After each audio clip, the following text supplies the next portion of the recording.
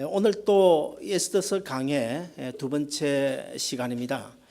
와스디라는 그 왕후가 폐비되는 그런 사건, 이 사건 속에서 한 두 가지 교훈을 가지고 말씀을 전해드리려고 합니다. 우리가 사는 이 세상에는 참 수많은 공동체들이 있죠. 정말 공동체들이 많아요. 그 많은 공동체들 가운데 우리 하나님께서 친히 제정해 주신 공동체가 있는데, 첫째는 가정이고 둘째는 교회입니다. 그런데 이 가정과 교회는 서로 아주 밀접한 관계를 가지고 있어요.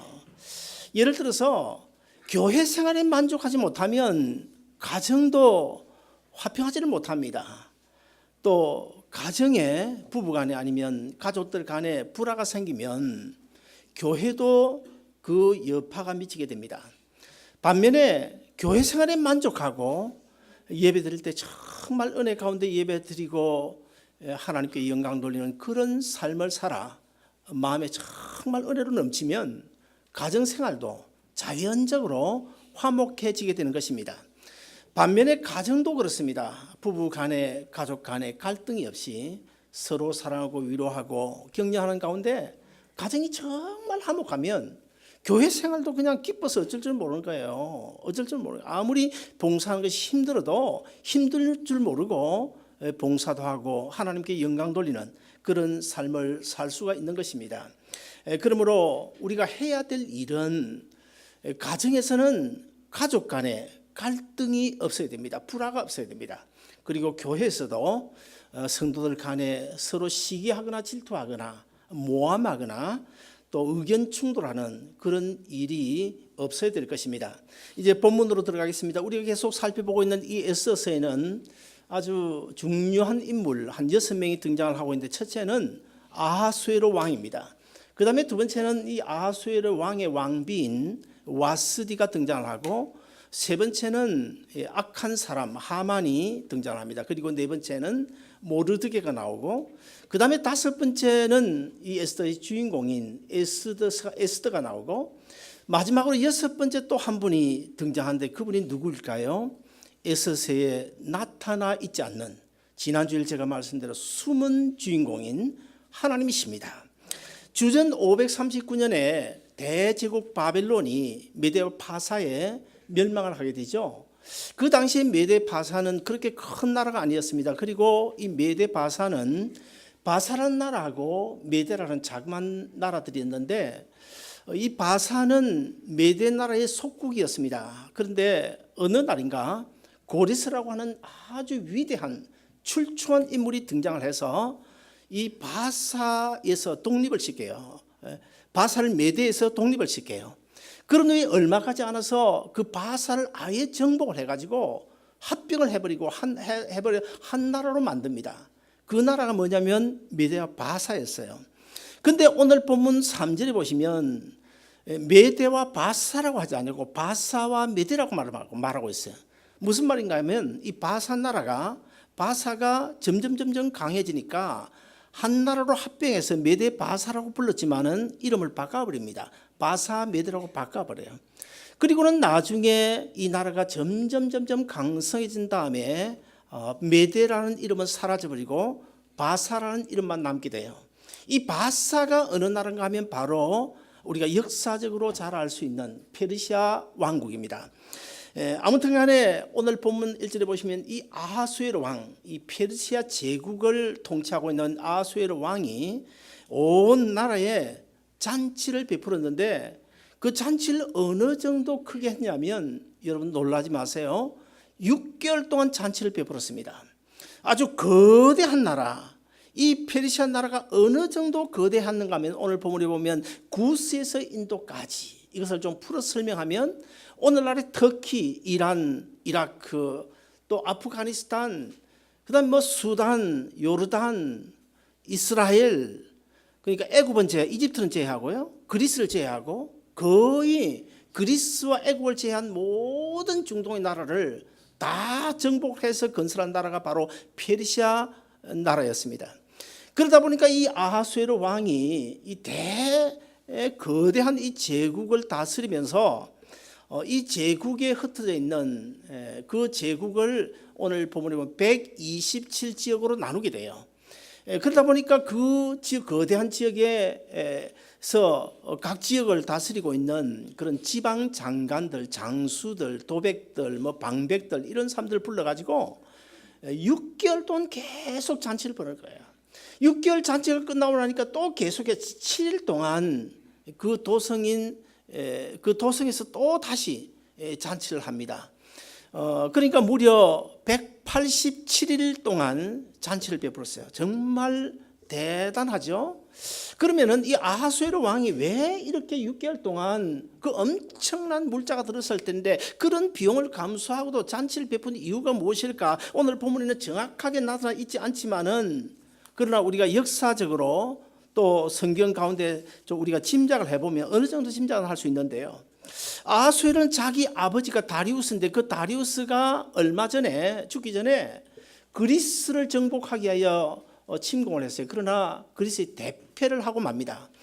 그래서 이 아하수에로는 자기 아버지가 이루지 못한 그리스 정복을 마음속에 꿈을 꾸게 되고 또 그런 그 이유 말고도 또 한 가지는 이제는 거대한 제국이 됐으니까 이 아하수에로 왕이 내가 얼마나 큰 제국의 왕이라고 하는 이 왕권을 드러내기 위해서 우린 이 페르시아 왕국에 얼마나 강성한지를 나타내기 위해서 이런 큰 잔치를 베풀었던 것 같아요. 한편 아하수에로 왕의 그 왕후 와스디도 궁전에서 전국에 걸쳐 흩어져 있는 기부인들을 다 불러 모아놓고 또 따로 잔치를 베풀었습니다. 이 와스디라는 이 왕후의 이름의 뜻이 무엇인가 하면 아름답다, 사랑스럽다 그런 이름입니다. 그러므로 아마 제가 짐작한 데는 이 아하수에로 왕의 왕비인 이 와스디는 요즘식으로 하면 아마 대제국 페르시아의 미스 진쯤 되지 않았을까 그런 짐작을 해봅니다. 그런데 잔치 마지막에 문제가 생겼습니다. 아하수에로 왕이 치기가 돌아가지고 계속 술 마시고 이러다 보니 치기가 돌아가지고 너무 흥이 나가지고 내 이쁜 마누라를 좀 때리다가 장관들에게 좀 나타내 보여주고 싶은 그런 마음이 생겼던 것 같습니다. 아주 자기 아내를 가시하고 싶은 아름다움을 가시하고 싶은 그런 마음이 있었던 것 같습니다. 사실 오늘날도 이 미모의 아내를 둔 남편들은요 자기 아내를 대중 앞에 드러내 가지고 좀 나타내 보여주고자 하는 그런 본능을 가지고 있어요. 그래서 저도 어디 갈 때마다 꼭 데리고 다닙니다. 여러분이 웃고 있는데 왜 웃는지 긍정적인 웃음인지 부정적인 웃음인지 모르겠습니다만 아무튼 그렇습니다. 이 왕이 이제 내 시대를 보내 가지고 이 왕후를 이 잔치 석상에 좀 나오라고 그렇게 했지만은 근데 이상하게도 이 왕후 와스디가 왕명을 거절하게 돼요. 그러자 이 아하수에로 왕의 체면이 사정없이 구겨지고 맙니다. 오늘 본문 12절에 보시면 왕이 진노하여 마음속이 불붙는 듯 하더라. 요즘에야 미국이나 한국이나 대통령이 오라고 해도 영부인이 그 파티 장소에 안 나갈 수도 있잖아요. 그러나 사실 2500년 전인 오늘 본문이 기록될 그 당시는 만약에 아무리 사랑스러운 아내라도 남편 그 왕이 명령을 내리는데 그 명령에 순종하지 않으면 당장의 죽임을 당할 수 있는 그런 시대였어요. 자, 그럼에도 불구하고 왜 와스디가 그 왕명을 거역했을까? 아마도 제 생각에는 죽음에 처할 수 있는데도 불구하고 이 왕명을 거역한 것은 그럴 만한 사정이 있지 않았을까 그런 생각을 해봅니다. 아무튼 간에 자세한 이유는 알 수가 없고 왕후인 이 와스디가 이제 폐비를 당하게 돼요. 그런데 이제 오늘 이 본문이 이런 왕후 와스디가 폐비를 당하는 이 본문 사건 속에서 우리가 어떤 교훈을 받을 수 있을 것인가? 저는 참 이 본문 고민이 많았습니다. 좀 건너뛰려고 건너뛰다 보니까 2장도 건너뛰어야 되겠고 3장도 건너뛰어야 되겠고 설교할 게 없더라고요. 그래서 고민하고 하나님 앞에 간절히 기도하는데 하나님께서 두 가지 중요한 교훈을 주셨습니다. 첫째 하나는 부부 간에 대한 교훈입니다. 부부 간에 대한 교훈인데 이것은 아내는 남편을 세워줘야 되고 남편은 아내를 이해해야 된다. 이것을 오늘 본문이 우리에게 가르치고 있다고 보고, 그 다음에 두 번째는 영적인 교훈인데 사소한 가정사에도 하나님의 놀라운 섭리의 손길이 있을 수 있다는 사실을 우리에게 보여주고 있어요. 먼저 이 부부에 대한 교훈입니다. 아내는 남편을 세워주고 남편은 아내를 이해할 수 있어야 됩니다. 베드로전서 3장 1절부터 6절까지 보시면 우리 그리스도인 아내들이 남편에 대하여 어떤 자세를 가져야 될 것인지를 자세하게 설명하고 있는데 우리 같이 한번 읽어보시겠습니다. 시작. 아내들아 이와 같이 자기 남편에게 순종하라. 이는 혹 말씀을 순종하지 않는 자라도 말로 말미암지 않고 그 안에 행실로 말미암아 구원을 받게 하려 함이니 너희의 두려워하며 정결한 행실을 봄이라. 너희의 단장은 머리를 꾸미고 금을 차고 아름다운 옷을 입는 외모로 하지 말고 오직 마음에 숨은 사람을 온유하고 안정한 심령에 썩지 아니할 것으로 하라. 이는 하나님 앞에 값진 것이니라. 전에 하나님께 소망을 두었던 거룩한 부녀들도 이와 같이 자기 남편에게 순종함으로 자기를 단장하였나니 사라가 아브라함을 주라 칭하여 순종한 것 같이 너희는 선을 행하고 아무 두려운 일에도 놀라지 아니하면 그의 딸이 된 것이니라. 자, 여기 말씀을 우리가 자세히 살펴보시면 아내 된 여인들은 마음의 단장, 다른 말로 하면 인격의 단장을 해야 된다고 말씀하고 있어요. 그런데 오늘 본문에 보시면 이 인격의 단장에 대해서 이렇게 말씀하고 있어요. 외모도 신경을 써야 되는데 너희의 단장은 머리를 꾸미고 금을 차고 아름다운 옷을 입는 외모로 하지 말고 그랬어요. 그런데 우리 한국식으로 보면 외모는 중요하지 않다. 내면만이 중요하다. 이렇게 우리가 해석을 할 수 있지만은 그러나 이 본문의 원문을 제가 살펴보니까 옷을 입는 외모로 하지 말고 이 말을 외모로 할 뿐만 아니라 그렇게 되어져 있어요. 그러므로 이 예수 믿는 그리스도인 여인들은 아내들은 내적인 인격의 중요성은 물론이고 외적으로 저는 좀 가까이 되겠다는 거예요. 좀 가까이 된다. 그래서 저는 제 아내 보고도 좀 화장 좀 하라고, 좀 찍어 바르라고 저 이야기해요. 오늘도 보니까 화장이 참 다들 잘 돼 있습니다. 잘 돼 있는데 화장 코스메틱, 제가 언젠가 이야기했죠. 코스메틱이 뜻이 무엇이냐? 본래는 헬라어로 코스모스예요. 코스모스는 우주를 이야기하는 건데 왜 우주냐?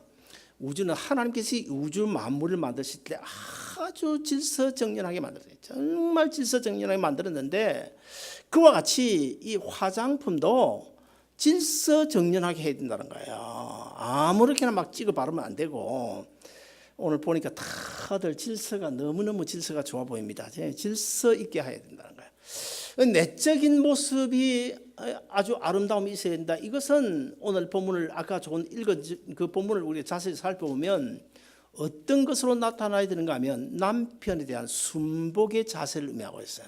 남편에게 순복해야 된다는 것입니다. 사랑하는 여러분, 남편은 누구나 아내의 아름다운 모습을 보고 싶어 해요. 그러나 외모보다 더 원하는 것이 무엇일까요? 그것은 남편을 따라주는 자세, 순복이 더 중요한 것입니다. 여러분, 제가 하나 물어보겠습니다. 아내가 남편에게 사랑을 받아야 되는데 어떤 여자들이 남편의 사랑을 더 받을까요?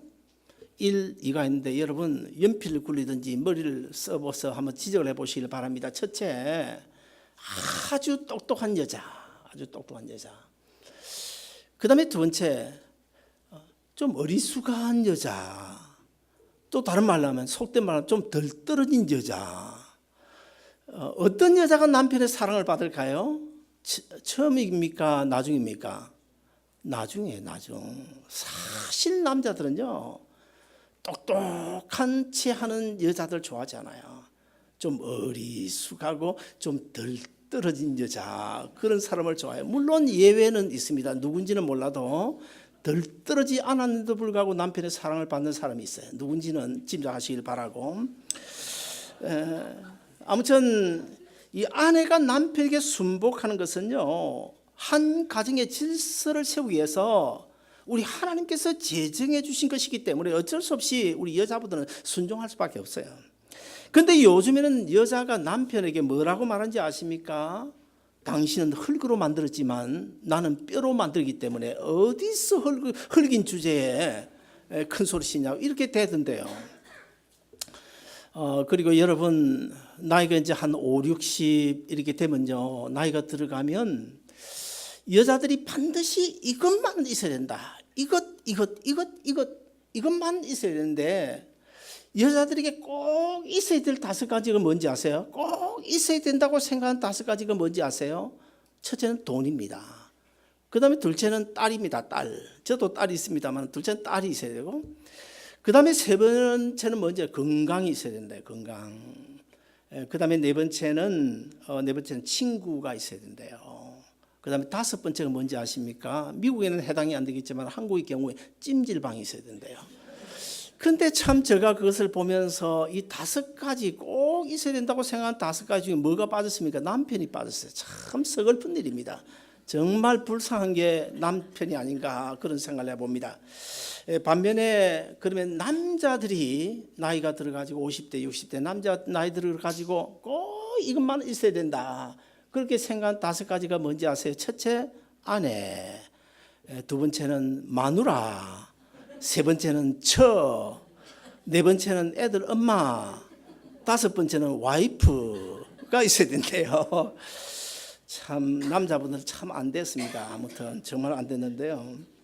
오늘 본문 17절과 20절을 보시면 아하수에르 왕의 신복들이 2가지 사유를 가지고 왕의 폐비를 건의하고 있어요.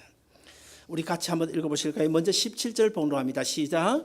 아하수에르 왕이 명령하여 왕후 와스디를 청하여도 오지 아니하였다는 왕후의 행위의 소문이 모든 여인들에게 전파되면 그들도 그들의 남편을 멸시할 것인즉 왕의 조서가 이 강대한 전국에 반포되면 기천을 막론하고 모든 여인들이 그들의 남편을 존경하리다 하니라. 자, 여기 보면 이 왕의 신복들이 아하수에르 왕에게 그 와스디 왕후를 폐비시켜야 된다고 주장하는 사유가 무엇일까요? 그것은 세상 모든 남편들이 멸시받을 가능성이 있기 때문에 남편들이 존경을 받기 위해서는 이런 왕의 명령을, 남편의 명령을 듣지 않는 이런 왕후는 폐비시켜야 된다는 것입니다. 자, 이것은 무엇을 말하는 것일까요? 한마디로 얘기하면 남편은 아내들로부터 존경받기를 좋아한다는 거예요. 그렇습니다. 남편은 다른 것은 다 참아도요, 남편 무시하는 거 그거 못 참아요. 여기 아마 내가 물으면 대답은 안 하겠지만 우리 남자들, 우리 유승복 집사님 빙긋이 웃는데 분명 그럴 거예요. 다른 건 내가 다 참아. 나를 무시하는 건 내가 못 참아. 이런 마음들 남편들 다 가지고 있대. 아무튼 간에 우리는 이 남편을, 아내들은 절대로 무시하면 안 된다는 거예요. 남편 또한 아내들의 의견을 막 그냥 칼로 무 자르듯이 그냥 잘라버리고 그러면 안 된다. 아주 이해해주고, 뭐 나는 그러지 못하지만은, 그러나 저는 못해도 설교자이기 때문에 해야 됩니다. 욥기서에 보면 욥의 세 친구 나오잖아요. 근데 욥의 세 친구들이 하는 이야기들 보면 그 욥의 세 친구들은 사실 불신앙의 사람들이에요. 신앙의 사람들이 아니에요. 불신앙의 사람들인 욥의 친구들이 한 이야기도 성경에 기록되어져 있기 때문에 그 말씀을 우리가 듣고 읽고 은혜를 받는 거 아십니까? 아닙니까?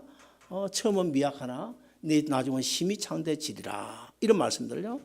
그러므로 저도 어느 정도 하기는 합니다만은 그래도 잘 못해도 저는 설교는 또 이렇게 할 수밖에 없는 것을 이해해 주시기를 바라고요. 지금으로부터 한 24, 5년 전의 이야기입니다. LA에 한 목사님이 계셨는데 그 목사님은요, 제가 그 교회에 잠시 한 1년 정도 출석한 적이 있습니다. 이 목사님 부부는 얼마나 싸움을 많이 하는지요. 허구한 날 싸워요. 그런데 이 주중에는 또 싸우지 않아요. 딱 토요일만 되면 싸워요. 토요일만 되면 싸우는데 1년 52주 거의 맨날 싸웠대요. 토요일만 싸우는 거예요. 근데 이 싸움을 할 때 이제 싸움이 사모님이 남편 목사님이 꼭 한참 싸우다가 마지막에는 이 말을 한대요. 존경 좋아하시네. 존경 받을 만해 존경을 하지. 그러면서 그래, 내일 교회 가면 니 또 설교할 거지? 설교하면 잘 해봐라. 내가 눈 똑바로 뜨고 내가 앉아서 들어줄게. 아니 이러고 싸우니까 목사님이 주일날 교회 와서 어떻게 은혜로운 설교를 할 수 있겠어요? 그러다가 결국 그 목사 부부 이혼했습니다. 이혼하고 몇 년 지나서 그 아내는 병에 걸려 죽고 아들, 딸이 있는데 딸은 이야기 들어보니까 나중에 그래도 국민학교 선생이 됐대요. 근데 아들은 어릴 때부터 맨날 허구한 날 싸우는 엄마 아버지 싸우는 그것만 보고 자라가지고 그만 나중에 나쁜 친구를 만나서 제일에 가 있다는 이야기를 제가 듣고 얼마나 마음이 아팠는지 모르겠습니다. 아무튼 우리 아름다운 동산교회 소속한 여자분들 잘 들으시길 바랍니다. 그 어떤 경우에도 남편에게 막말을 하면 안 된다는 거야. 막말. 그래 내일 그래 설교할 거지. 설교 잘 해봐라. 내가 눈 똑바로 뜨고 앞자리에 앉아 딱 들어줄게. 이런 말 하면 안 된다는 거예요. 그렇다고 저는 이 왕후 와스디에게만 문제가 있다고 생각하지 않습니다. 어쩌면 이 왕 아수에로도 아내가 용납할 수 없는, 사실 그 왕의 명령을 어기면 죽을 수밖에 없는 그런 상황인데 죽음을 각오하고서도 왕명을 거역할 수밖에 없는 어떤 그런 일들이 있지 않았을까? 저는 조심스럽게 그렇게 생각해 봅니다. 아무튼 간에 결국 왕후 와스디는 폐위를 당하게 됩니다. 어떻게 보면 이 왕후는 참 불쌍한 사람이라 그렇게 볼 수 있지만은, 그러나 페르시아 지나간 역사를 잘 살펴보면요, 이 와스디 왕후의 아들이 바로 성경에 나오는 아닥사스다 왕입니다. 그러므로 자기가 낳은 친아들 아닥사스다가 왕이 돼가지고 어머니를 잘 섬겼다. 그래서 이 와스디는 왕비에서 비록 폐비는 되긴 했지만은 훗날 아주 노후를 행복하게 지냈다는 그런 이야기로 전해져 오고 있습니다. 아무쪼록 사랑하는 여러분, 우리 아름다운 동산교회 아내들은 남편을 멸시하지 말고, 남편을 기죽이지 말고, 남편을 어떻게든 남편 세워줘야 돼. 남편 세워줘. 조금 부족해도 조금 못나 보이도 남편 세워주고, 대신에 반면에 또 남편들은 아내의 마음을 헤아려주고 이해하고 용납하는 그런 아름다운 부부상이 정립되어지기를 주의 이름으로 축원합니다. 둘째로 오늘 본문 속에서 영적인 교훈이 있는데, 사소한 가정사에도 하나님의 손길은 섭리하고 있다는 사실입니다. 하나님의 섭리라고 우리가 말할 때 우리는 하나님의 섭리하면 아주 거창한 일, 아주 큰 일 속에서만 하나님께 섭리하는 것으로 우리가 잘못 오해를 하고 있는데 결코 그렇지 않습니다. 오늘 본문에서 사실 이 아하수에로 왕과 와스디 왕후의 관계를 보면 어떤 면에서는 부부 이야기 아닙니까? 부부 가정사 아닙니까? 그래서 아하수에로 왕이 그 왕비에게 뭐라고 하면, 여보 잔치 자리 좀 나와줄래? 나와줬으면 좋겠다고. 그 예쁜 얼굴 좀 많은 사람들이 보여주면 좋겠다. 그런 부탁을 한 거예요. 전쟁이 일어난 것도 아닙니다. 어떤 면에서는 하나의 가정사라고 볼 수 있어요. 창세기 보면 요셉이 이제 사실 라헬의 소생이기 때문에 다른 형제들보다 아버지 야곱의 사랑을 독차지합니다. 그런데 거기에다가 또 어느 날인가 꿈을 꾸잖아요. 그 꿈 꾼 것 때문에 형들로부터 미움을 당하게 되죠. 그래서 결국 구덩이에 던져지게 되고 미디안 상인들이 팔려가지고 애굽의 종으로 팔려가게 되고 종살이를 하게 되고, 그러다가 또 감옥까지 들어가지 않습니까? 근데 사실 이 요업이 꾼 꿈, 이 꿈은 사실 일상사라고 볼 수 있지 않겠어요? 사실 아이들이 꿈을 많이 꾸거든요. 뭐 우리 다 집에도 아이들이 꿈을 꾸잖아요. 우리도 꿈을 꾸지 않습니까? 꿈을 꿨다. 이것은 어찌 보면 아주 가정에서 일어난 아주 사소한 일상사라고 볼 수 있어요. 그럼에도 불구하고 그 일상사, 그 꿈 속에 별것 아니라고 생각될 수 있는 그 일 속에 하나님께서 어떤 섭리를 부여하십니까? 하나님께서 놀라운 구원 계획을 그 사소한 일 속에 부여를 하십니다. 어떤 계획입니까? 하나님께서 야곱의 후손들을 애굽에 보내가지고 애굽에서 큰 민족으로 육성시킨 다음에 나중에 이제 모세를 통해서 인도해 가지고 40년 강약길을 걸어서 요단강을 건너가지고 천국을 상징하는 가나안 땅, 약속의 땅에 들어가게 하는, 이것이 바로 하나님의 뜻과 계획이었어요. 그런데 하나님의 원대한 뜻과 계획을 어디에다가 부여했습니까? 요셉이 꾼 꿈, 아주 일상적인 별것 아니라고 볼 수 있는 아주 사소한 가정사라고 볼 수 있는 그 꿈 속에 부여를 하시니까 그때부터 그 꿈은 그때부터 이제 하나님께서 구체적으로 간섭을 해나갔어요. 간섭 계속 간섭을 해 나가셔가지고 나중에 30세 요셉으로 하여금 총리 대신이 되게 하게 되고 430년 이후에 이제 큰 민족을 이루어서 나오게 하는, 사랑하는 여러분, 마태복음 6장에 보시면 너무나 흔한 그 들의 백합화, 그 들의 백합화를 하나님께 자라게 하시잖아요. 별것 아닌 며칠 있으면 아궁이에 던져질 그 들풀마저도 하나님께서 입히신다. 그리고 공중에 나는 새 한 마리도 하나님께서 다 먹이신다. 참새 한 마리가 땅에 떨어진 것까지도 하나님의 뜻이 아니면 결국 그렇게 될 수 없다고 성경은 말씀하고 있어요. 그렇다면 우리가 식당에 가서 밥 먹고 사람들 만나 대화하는 그 일 속에도 혹시나 하나님께서 섭리하신지를 모르는 것 아닙니까? 우리가 D&B 가서 줄 쭉 서 있다가 우연히 인사하고 보니까 아니 대화가 통해, 그래서 친구를 삼았어요. 그 친구 삼는 그 사소한 일 속에도 우리 하나님의 놀라운 섭리의 손길이 있는 줄 누가 압니까? 아무도 몰라요. 그래서 성경 고린도서 10장 31절은 우리를 향해서 이렇게 권면하고 있습니다. 너희가 먹든지 마시든지 무엇을 하든지 다 하나님의 영광을 위하여 하라. 무슨 말일까요? 우리의 사소한 일, 우리가 길을 가다가 돌뿌리에 걸려가지고 넘어 자빠지는 거, 그거 우리가 우연이라고 생각하지만 그 사소한 일 가운데도 하나님의 섭리의 손길이 있을 수 있기 때문에 우리는 그 어떤 경우에도 큰 일을 하든 작은 일을 하든 아주 사소한 일든 간에 무엇을 하든 간에 우리 삶의 포커스를 주님께 맞춰라. 하나님의 영광에 맞춰라. 거기에도 하나님의 섭리의 손길이 있을 수 있다. 이것이 오늘 본문이 우리에게 주는 교훈이에요. 말씀의 결론을 맺습니다. 부부를 통한 가정은 하나님께서 친히 제정하신 제도입니다. 그러므로 부부 간에 서로 세워주고 서로 이해하는 가운데 정말 우리 아름다운 동산교회 가정마다 정말 하나님의 은혜의 축복이 넘치고 화목하고 행복하고, 가정이 행복해서 교회도 행복하고, 정말 그런 가정들이 다 되시기를 바라고요. 그리고 우리가 살아가는 이 사소한 일, 가정사 별것 아닌 일 속에도 하나님의 놀라운 섭리의 손길이 함께 하는 줄로 믿고 무엇을 하든지 하나님의 영광에 포커스를 맞추고 살아가는 여러분 모두 되시기를 주님의 이름으로 축원드립니다.